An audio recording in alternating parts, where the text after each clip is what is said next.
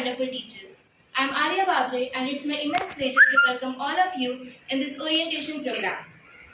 We have gathered here for an orientation program on National Innovation and Entrepreneurship Promotion Policy as a part of School Innovation Council activity. To conduct this activity, here are my friends from 9th Standard, Ved, Spandan and Sankalp. So to initiate it, here comes Ved. Good afternoon to everyone present here. Now I would like to start our session with a question: what are the steps taken by our India towards innovation? It's almost 2 years since the Government of India has taken a revolutionary step in the field of education by announcing National Education Policy. There have been various discussions, webinars, newspapers flooded with information by various intellectuals. This whole movement led to a policy named National Education Innovation Entrepreneurship Policy. As you can see, some detailed information about this policy. The main focus of this policy is towards to create innovation in these schools. This policy is also going to support the startups which have been started by students by providing them funds. This policy has taken some ideas from other councils that are IIC. As you can see, this IIC calendar, activity calendar, this calendar, IIC calendar activity. The NIEPP will be also following such calendar activity and giving weightage to different activities. The next is NIC, National Innovation Council. As you can see, the effect of IIC in 2019 and 2020, there has been various development in the effect of NIC in 2019 and 2020, and all this movement of NIC in 2019 and 2020 lead to 75 startups which has been provided funds by NIC. Thank you, Ved. So good afternoon, everyone. My name is Prakash. So now we will focus on what is the difference between NISP and NIEPP. So people may think that they both same, but the policy is really different. So NISP is a guideline for HCL, that is Higher Education Information and Information System, and NIEPP focuses on the student of lower classes. So now we will focus on the curricular and pedagogical structure of SIC. So in this structure, there will be fully reconfigured to make it responsive and relevant to the development needs and interest of learners at different stages of their development. Means children at different ages will be encouraged for different type of learning. So will therefore be guided by a 5 plus 3 plus 3 plus 4 design, consisting of first foundational stage, in which it is divided in two parts, that is 3 years of Anganwadi or preschool plus 2 years in primary school in grades 1 to 2, both together covering the ages 3 to 8. Next stage is preparatory stage, which cover the grades 3 to 5. Next stage is middle stage. As usual, it cover the grades 6 to 8, and the last stage is secondary stage, with grades 9 to 12 in two phases, that is 9th and 10th in the first and 11th and 12th in the second, covering the ages 14 to 18. Now we will look at the 5 key factors that are to be focused by the institution at the foundational stage, that are the grades 1 and 2. Pedagogy. Pedagogy means focusing on a particular conceptual or theoretical topic and teaching and training students about it. Activity-based teaching learning, encouraging students to indulge themselves in particular activities rather than making them passive listeners. Teaching learning materials. This is very similar to the TeachNet segment that we are using in our school. Child-friendly components, making the classroom very likely for the child, and recognizing a particular child regardless of his gender or physical disabilities. Classroom transactions, encouraging a particular student for asking doubts and raising queries, so what is in his mind can be cleared. Now the second stage is preparatory stage from grades 3 to 5, or we can say classes 3rd to 5th. The first factor affecting this stage is linking learning to real life problems. The school will have to conduct real life activities. Second, innovation clubs. The school will have to make innovation clubs and with annual day celebration program. Fun activities of innovation clubs. The innovation club could teach learning with various fun activities such as exhibitions, feasts, etc. Third, creating awareness, sorry. So the school will have to encourage students to create posters, signs, etc. To create awareness in society. Fifth, National Innovation Day. These clubs will have to sorry, National Innovation Day. These clubs will have National Innovation Day on which the students will be showcasing their projects and the science teacher and other teachers will be giving them in detail information about their interested projects, etc.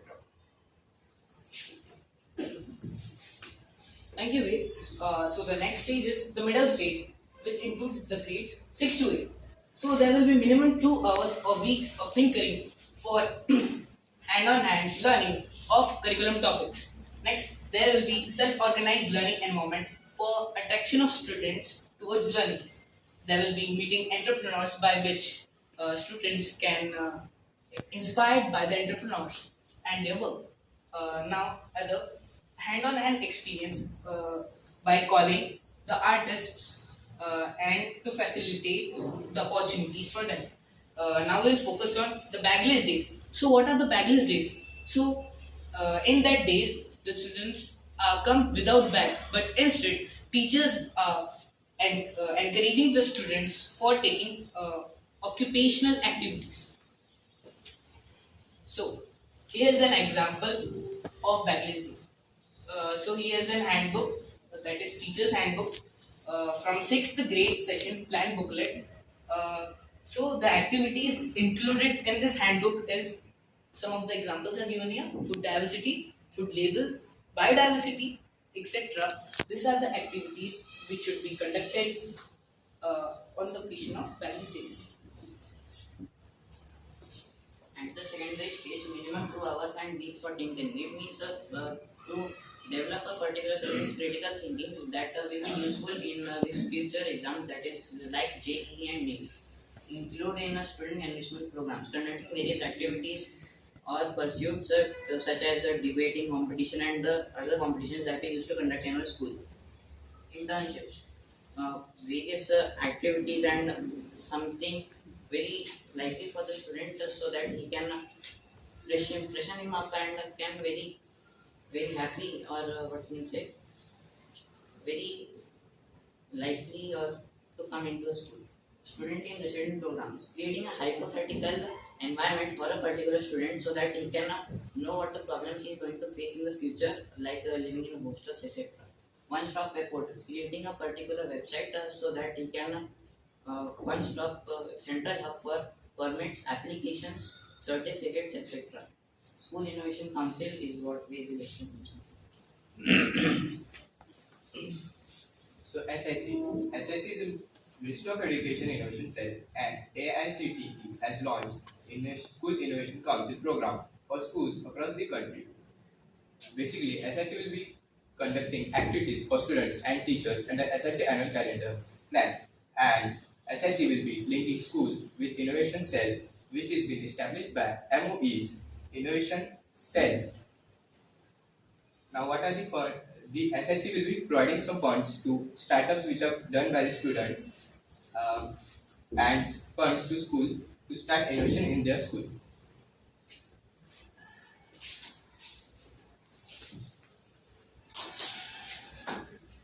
These are the 6 pillars that that can be used at any stage of a particular child while he is growing.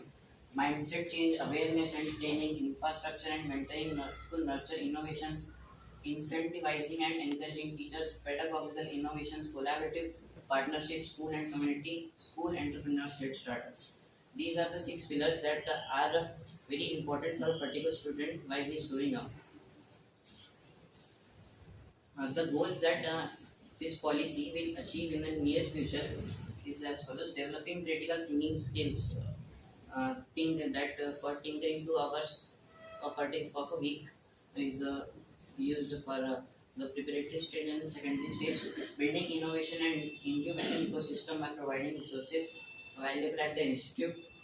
In-house competency development to serve the potentiality of the incubators strengthen the intra and inter-institutional linkage with the ecosystem enablers at different levels so the student and the teachers can collaborate with the home, with the parents of a particular student so that he can mix things up and can learn at home even more efficiently.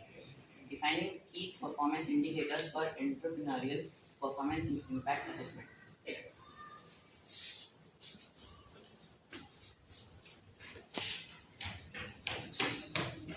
As you can see in the above photo, that what will be the effect of SIP in the future. This cycle will be started with the 6th standard class students, and there will be motivation talks and orientation session for students. There will be teacher training and workshops. After that, there will be school skill courses, backless weeks, and this all will be leading to ideation challenge, prototyping, business model development, national exhibition, and this will be entering startup in exhibition ecosystem of the country. Thank you, Ved.